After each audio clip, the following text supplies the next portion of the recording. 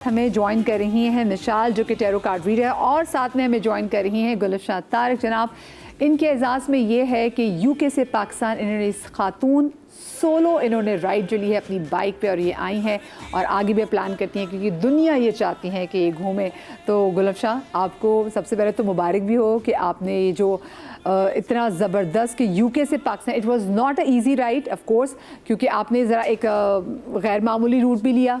तो ज़रा उस रूट के वाले से भी आपसे पूछेंगे, और साथ में क्योंकि टैरो कार्ड रीडर मिशाल है तो मैं पाकिस्तान के मुस्तकबिल के वाले से मज़ीद जानूंगी। लेकिन गुलफशान, मुझे बताएं, जब आपने सोचा कि एक तो हमारे यहाँ अभी मैं देख रही हूँ लोगों में ऐसा ऐसा एक्सेप्टेंस आ रही है कि जो लड़कियाँ बाइक चलाती हैं, उसमें मैं देख रही हूँ कि एक बाइक राइडर आ रही हैं जो कह रही है कि जी मैंने अपनी बाइक पे पूरी दुनिया घूमनी है। घर वालों का क्या रिस्पॉन्स है जब आपने ये ख्वाब देखा था? तो थोड़ा मुश्किल था क्योंकि ये बड़ा अनयूजुअल सी चीज़ है कि मेरी बेटी भी अभी 4 साल की हो गई है। 2 दिन पहले उसकी सालगिरह थी। तो सबके लिए बड़ा एक टफ डिसीजन था कि कि मुझे इस तरह अकेले जाने दे रहे हैं मेरे हस्बैंड, मेरी अम्मी, बहन, भाई सब। लेकिन उन सबको पता है ये मेरा पैशन है, तो सपोर्टिव भी थे। तो आहिस्ता आहिस्ता बस उनको समझाती रही कि मैं सेफ हूँगी, ये वाला रूट लूँगी। मेरा ट्रैकर होता था, लाइव लोकेशन उन सबके पास होती थी। तो हम पूरे रास्ते में राब्ते में थे। लेकिन अगेन सपोर्ट रहा है मेरे घर वालों का, जो मेरी इमीडिएट फैमिली, उन सबका सपोर्ट था मेरे साथ। पूरा मुझे बताइए, रूट कंप्लीट करने में आपको कितना टाइम लगा, कितने महीने लगे? मुझे 36 डेज लगे हैं इन टोटल। जो मैंने मैनचेस्टर से अपनी ट्रैवलिंग स्टार्ट की थी 11 मार्च को, और मैंने फिनिश वो लाहौर में की है। और थ्रू आउट जो मेरा रूट था वो मैंने थोड़ा सा डिफरेंट पिक किया था। नॉर्मली लोग आते हैं वो जर्मनी और ऑस्ट्रिया, और वहाँ पे एक हाईवे है जो डायरेक्ट लेके तुर्की आते हैं। बट क्योंकि मेरा ताल्लुक सरगोदा से था, मेरा गांव झावरियाँ है, तो मैं अलेक्जेंडर का काफ़ी स्टडी भी करती हूँ। तो मुझे था यार मैं ग्रीस ज़रूर जाऊँगी और वही रूट लूँगी जहाँ से अलेक्जेंडर द ग्रेट अपने घोड़े के साथ होके पाकिस्तान में आए थे। मुझे बताएं, अच्छा क्योंकि आपने बोला ना कि आपकी 4 साल की बेटी है, तो शायद मैं कभी साइड पर जाती, बट मेरा खुद 4 साल का बेटा है। मैं अगर ऐसा ना कि कभी 2 शोज़ भी कभी करने पड़ जाए और कभी ऑफिस में ज़्यादा टाइम लग जाए, तो एक बच्चा भी मेरा नाराज़ होता है, और मुझे भी कहीं ना कहीं हम माएँ हैं ना, तो मॉम गिल्ट होता है। तो मुझे बताएं कि एक इंपॉर्टेंट मिशन पे भी निकली हुई है, तो उसमें कहीं ना कहीं जैसे मैं बात कर रही हूँ कि मॉम गिल्ट जो है ना वो आपको हिट करता है, तो क्या आपको भी ऐसा मॉम गिल्ट ने कहीं हिट किया? थ्रू आउट जर्नी किया, और खासकर जब मेरा पहला दिन था, जब मैं यूके से फ्रांस के लिए निकल रही थी, मेरी बेटी का फ्रैक्चर हो गया था, आर्म फ्रैक्चर हो गया था पाकिस्तान में। तो मेरे लिए बड़ा वो एक टफ डिसीजन था कि मैं वहीं राइड को छोड़ दूं और वापस आ जाऊं, पाकिस्तान आ जाऊं बाय एयर और छोड़ दूं सब कुछ। लेकिन तब मेरे हस्बैंड ने कहा कि तुम अपनी राइड फिनिश करो, हम सब तुम मतलब अनाया के साथ हैं, पूरी फैमिली है, उसका ख्याल रखेंगे। तो फिर भी मेरे लिए इमोशनली वो बहुत ज़्यादा एक टफ राइड थी। फिजिकली तो थी ही, लेकिन इमोशनली भी एक बहुत चैलेंजिंग थी। लेकिन मुझे था मुझे किसी तरह से खैर खैरियत पाकिस्तान तक पहुंचना है, और एज सून एज पॉसिबल पहुंचना है। तभी मैं बहुत स्पीड से आई हूँ। 36 डेज में मैंने ये जर्नी की है। बिल्कुल, मेरा तभी मैं कह इनिशियल रही प्लान हूँ, ज़्यादा। अदरवाइज आप ये 36, अगर इनाया यहाँ पे ना होती तो ये 36 डेज में नहीं हो रहा था, इस पे काफ़ी टाइम लग जाना था। एग्जैक्टली मैंने कम से कम 2-2.5 महीने आराम से लेने थे। लेकिन ये क्योंकि मेरी बेटी बीमार थी, मुझे जल्द से जल्द पहुंचना है। और थ्रू आउट द वे में जहां जहां मुझे बाइकर्स ने होस्ट किया, वो सब भी कह रही थी तुम रुक जाओ रुक जाओ। तो मैं उन्हें यही बताती थी मेरी बेटी ठीक नहीं है, मुझे जल्द से जल्द पाकिस्तान पहुंचना है। तो टफ था मेरे लिए, काफी टफ था ये। क्या चैलेंजेस आपको दरपेश आई, ये बताइएगा गुलफशा। कहीं ऐसा हुआ कि आपने बोला कि नहीं बस अब मैं गिव अप कर रही हूँ? काफी दफा मतलब रोड कंडीशन तो जगह जगह पे चेंज होती थी, अचानक से पहाड़ आ जाते थे, स्नो फॉलिंग, समुंदर, टनल्स, और ऐसे ऐसे ट्रैक थे जो मैंने पहले कभी मतलब यूके में भी नहीं किए, पाकिस्तान में भी नहीं किए रहते हुए। तो काफी चैलेंजिंग थी, जो ट्रेन थी वो काफी चैलेंजिंग थी। और वेदर कंडीशन जो वहाँ पे स्टॉर्म आता है वो पाकिस्तान की तरह नहीं होता। मेरा पूरा मोटर बाइक हिल जाता था अपनी जगह से। तो उसकी स्पीड मेंटेन करना, उसको स्लिप ना होने देना, फुली फोकस्ड रहना, बड़ा वो मेरे लिए मुश्किल था। ट्रेनिंग तो मैंने ली थी, 5 महीने मैंने प्लान किया, ट्रेनिंग ली बाकायदा। लेकिन स्टिल मेरे लिए काफ़ी मुश्किल था, क्योंकि हमें बचपन से चीज़ें नहीं सिखाई जाती। हम जितना भी सीख लें, जब तक आप उसको फेस नहीं करते तो आप उस तरह के एक्सपर्ट नहीं बनते। तो उसके अलावा रास्ते में एक जगह पे मुझे ऑफ ट्रैक होना पड़ा 3 घंटे के लिए। एक ऑफ ट्रैक मैंने पहाड़ पूरा कवर किया। वहाँ पे ना मेरे पास इंटरनेट थी, ना सिग्नल था, ना कोई बोर्ड था। मुझे जब पता ही नहीं जब था मैं। इंटरनेट ना और आपने पहाड़ कवर करना, और आप ऐसे बहुत सारे रात की भी, जैसे आप जब ट्रैवल कर रही थी आप अकेली होती हैं, कोई ऐसी चीज़ आपके सामने आई जिससे आप डर भी गई हो? चीज़ एज़ इट इज़ कोई आई नहीं मेरे आगे जिससे मैं डरी हूँ। मैं सिर्फ नवाब शाह में जब मेरा एक्सीडेंट हुआ था तब मेरे आगे गाड़ी आई है, और ना मैं नॉर्मली अपनी स्पीड बड़ी मैं एग्रेसिव राइडिंग नहीं करती, मैं बहुत आराम से राइडिंग करती हूँ, सुकून के साथ करती हूँ, आस-पास देख भी रही होती हूँ। लेकिन यहाँ पे बस मेरा एक्सीडेंट हुआ। ऐसा कुछ नहीं था कि जिससे मैं डर गई हूँ ऑन द वे। अच्छा, सबसे आपको चैलेंज क्या लगा वैसे, ये बताएं? अगेन चैलेंजिंग बेटी बेटी का, and then again the whole journey, क्योंकि मैप पे जब आप गूगल मैप पे देखते हैं तो आपको बड़ा इजी लग रहा होता है, यार हाँ ये 2000 माइल होंगे, 3000 माइल मैं यहाँ से कर लूँगी। लेकिन जब आप डेली कर रहे होते हैं तो आपकी बॉडी भी थक रही होती है, और फिर आपने नेक्स्ट डे राइड भी करना होता है। और फिर जिन जगहों पे मैं जा रही थी वहाँ के जो होस्ट होते थे वो फिर मुझे लेके हर जगह घूम रहे होते थे, जगह जगह पर। तो जैसे तुर्की में मुझे होस्ट ऐसे मिले जो रात 11 बजे से पहले मुझे सोने नहीं देते थे, तो इस तरह का वो भी एक चैलेंजिंग पार्ट था। और दूसरा जो बिगेस्ट चैलेंजिंग आप था पूरी पाकिस्तान का जर्नी में झंडा वो लेके जब आप ये आप ये राइड कर रही हैं तो उसका भी आपको बहुत ज़्यादा फ़ख्र होता होगा जब लोग देखते होंगे, लोग कहते हैं कि अच्छा एक तो औरत वो भी पाकिस्तानी और अकेले राइड कर रही है। हाँ, बहुत अजीब सा उनके एक्सप्रेशन होते थे। इवन बॉर्डर पे जब वो मेरा पाकिस्तानी पासपोर्ट देखते थे, मुझे देखते थे, तो ऐसे हैरान होते थे, और फिर पूछते भी थी आर यू फ्रॉम पाकिस्तान? तो मैं कहती थी हाँ, तो फिर वो मुझे जाने देते थे, कुछ एक्स्ट्रा क्वेश्चंस नहीं करते थे। मेरे बाइक पे ब्रांडिंग हुई हुई थी कि मैं पाकिस्तान ही जा रही हूँ, और कभी किसी ने चेकिंग भी नहीं की, तो बड़ा स्मूथली मेरा एक वो क्रॉसिंग होती थी। और जहाँ जहाँ पे झंडे भी मैं लेके जाती थी तो हर जगह पे लोग ऐसे हैरत से देखते थे कि पाकिस्तान से लड़की आई है।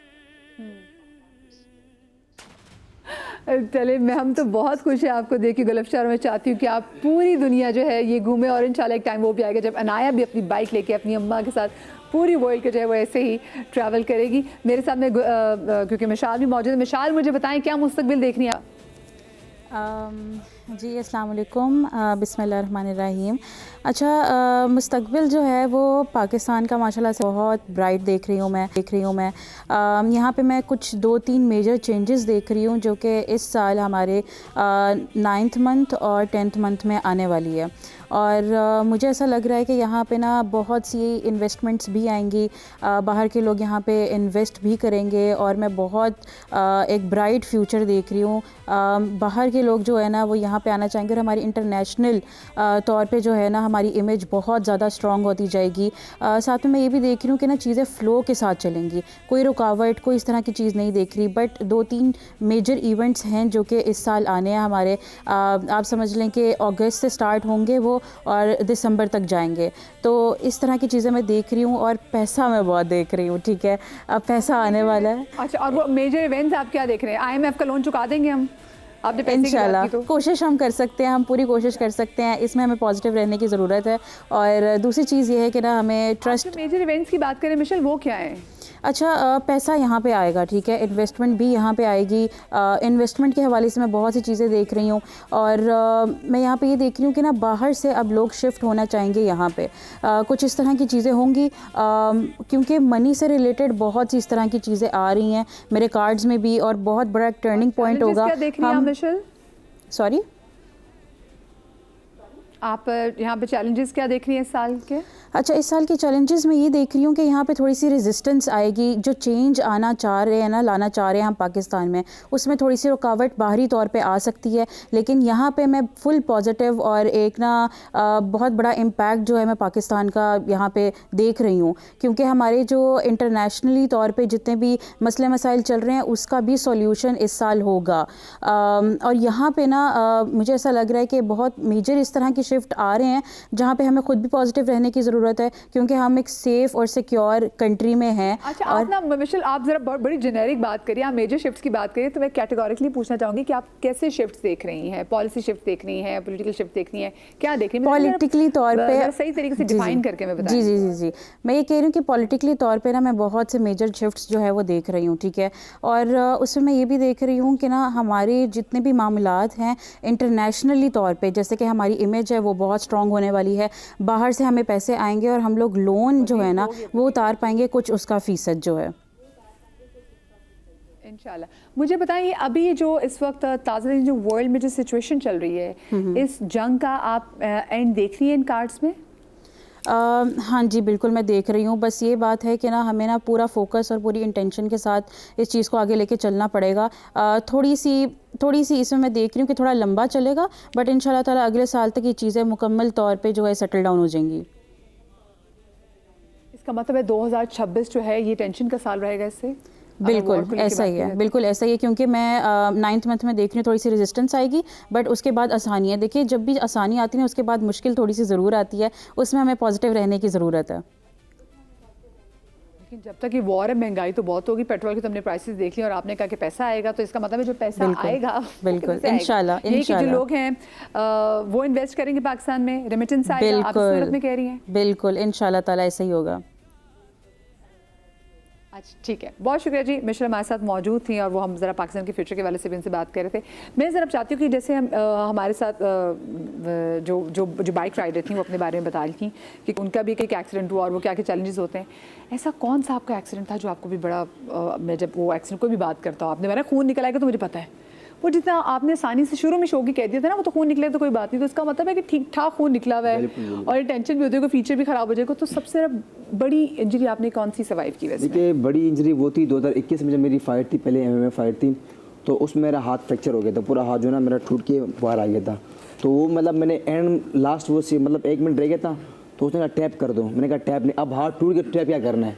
मैंने कहा आप टैप नहीं करना है, बस वो हाथ के हाथ में था, वहाँ टूटा हुआ था। हाँ। उसके हाथ में था। तो उसके बाद जो मैंने सोचा ना कि यार जो मैंने अपने साथ किया मैंने गलत किया, क्योंकि जो ये इंजरी मुझे हुई है ना, मुझे इसने 5-6 महीने गैप दिया।